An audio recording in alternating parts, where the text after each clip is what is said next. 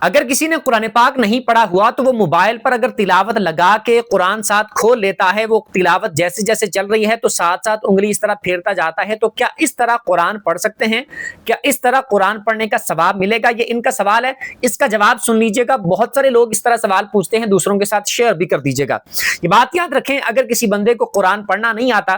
یا تجوید کے ساتھ پڑھنا نہیں آتا یا اس کی غلطیاں ہیں اور وہ موبائل پر قرآن کی تلاوت لگا لیتا ہے اور جیسے جیسے وہ تلاوت ہو رہی ہے ساتھ ساتھ اسی طریقے سے وہ لائنوں پر انگلیاں پھیرتا جاتا ہے، تو اس صورت میں حکم یہ ہوگا کہ ایک تو اس نے جو وضو کیا، وضو کر کے محبت سے قرآن اٹھایا، تو قرآن کو ہاتھ لگانے کا، قرآن کو ٹچ کرنے کا بھی اللہ کی رحمت سے اسے ثواب ملے گا۔ اور قرآن کو جو وہ دیکھ رہا ہے، تو قرآن کو جس طرح چھونا بھی عبادت ہے، پڑھنا بھی عبادت ہے، اسی طرح قرآن کو دیکھنا، اس کی زیارت کرنا بھی عبادت ہے، تو اسے یہ دو ثواب تو مل جائیں گے، ایک ہاتھ لگانے کا، ٹچ کرنے کا، دوسرا دیکھنے کا۔ اب جو وہ پڑھ رہا ہے یا پھر سن رہا ہے قرآن کی تلاوت، وہ جو سن رہا ہے اور اس کو سن کے اپنی غلطیوں کو یا ٹھیک کر رہا ہے، اس کا ثواب بھی اسے ملے گا، یا پھر ساتھ ساتھ اسی طریقے سے انگلی پھیرتا جاتا ہے، تو یہ تو نہیں کہیں گے کہ اس نے قرآن پڑھ کر ختم کیا ہے،